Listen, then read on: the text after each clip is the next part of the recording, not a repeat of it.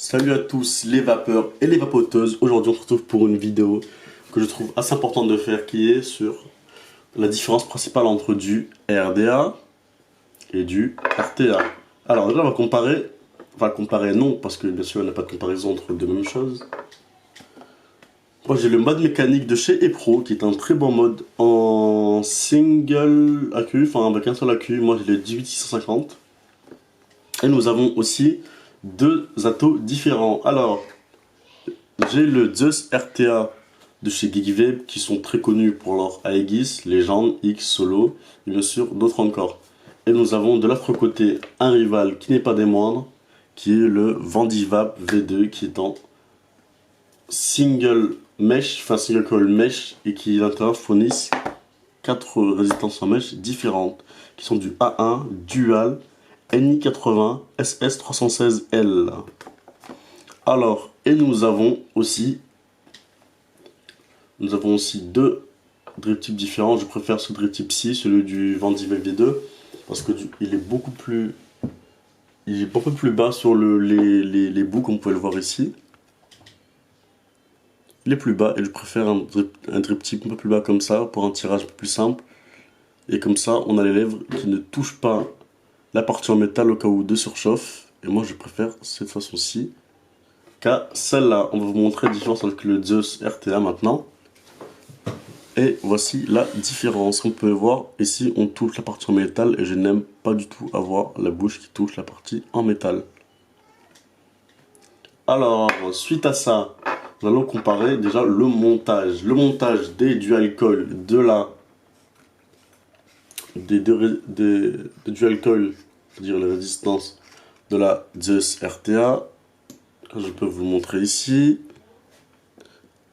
Hop. Alors, ici, nous avons du coton qui est pas très imbibé, mais assez imbibé quand même pour faire le taf. Et nous avons deux résistances montées qui sont sur du 0,2 ohm, je crois, j'ai un doute, je sais plus. Alors, franchement, c'est pas grave pour ça, parce que la vidéo n'est pas le but, ce n'est pas les résistances en soi.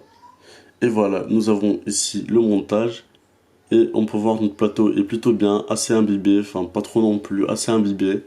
Et voilà, maintenant les principales, excusez-moi. Attends, on va remonter. Aussi, un des défauts que je trouve aux atos avec aux atos en RTA plutôt, c'est que lorsqu'on doit refermer le haut de l'ato et le bas, ça peut être compliqué pour faire correspondre les deux parties. Alors, comme vous pouvez le voir ici, j'ai réussi, mais c'est un peu plus long. Il faut tourner, bien sûr, bien tourner de façon à ce que ça puisse rentrer l'un à l'intérieur de l'autre. Et voilà. Et maintenant, je vais vous montrer la différence avec le Vandivap V2 en mèche. Alors que lui, et je trouve,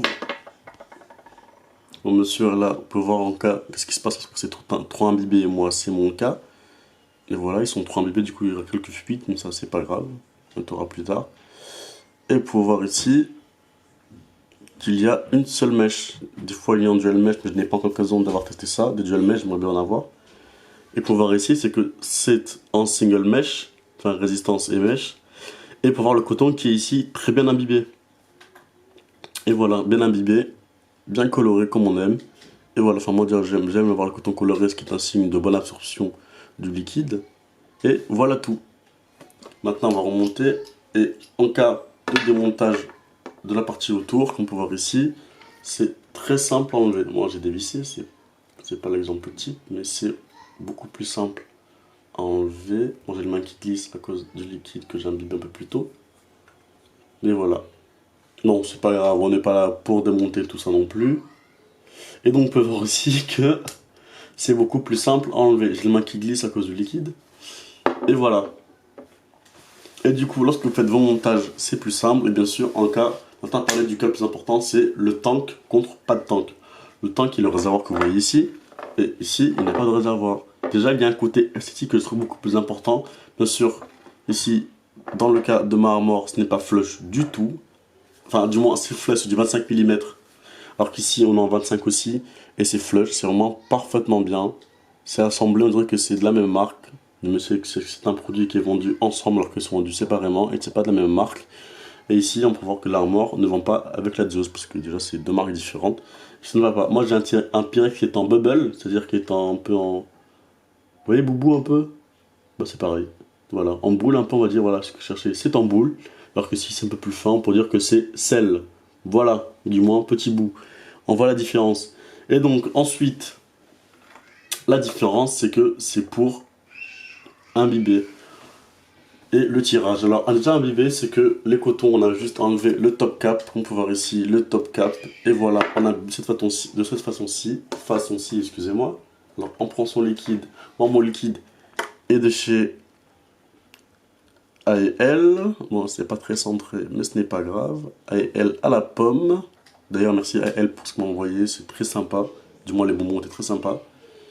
Maintenant on va imbiber directement, surtout il vaut mieux trop imbiber que de ne pas s'imbiber, surtout retenez bien cette leçon.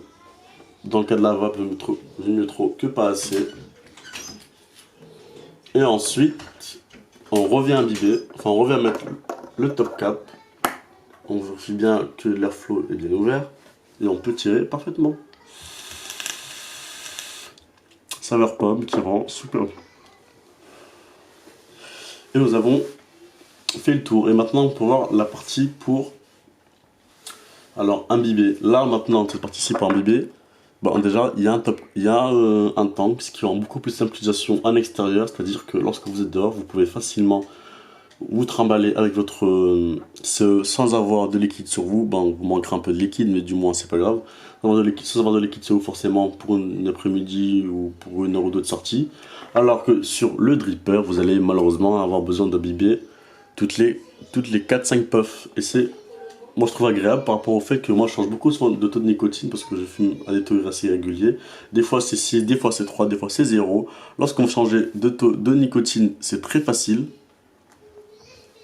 C'est très facile parce que déjà les cotons eux sont directement imbibés et par rapport au tirage, nous aussi avons un tirage qui est directement du hand to mouth, enfin du mouth to, je sais pas comment on dit en anglais, to lung, je crois que c'est lungs, enfin j'ai un doute, attention reprenez-moi en commentaire si ce n'est pas lungs, et voilà, et du coup nous avons un tirage de la bouche à la gorge qui est extrêmement bon, extrêmement rapide, la chaleur de la fumée n'est pas désagréable, elle n'est même pas chaude du tout. Enfin pas chaud du tout, et ici nous avons bien sûr le passage par la partie mécanique qui peut refroidir ou du moins avoir un impact un peu plus différent en gorge, et je préfère l'impact du RDA que du RT. Bien sûr, le Zeus c'est un très bon matériel. Et voilà, et on l'a comparaison avec le tirage de la Dotaio, Dot All-in-One, qui est un très bon produit du chez Dotmod, avec sa boîte que vous voyez ici qui est très belle, que j'ai gardée. J'ai pris la Dot en bleu finition or, elle est très bien. Super cool, mais entre les trois, à garder, si vous avez une à garder à vie, ce serait l'Armory Pro avec le dripper de chez Randy Vape. Et c'est tout pour la vidéo, je vous dis bonne vape et surtout à la prochaine.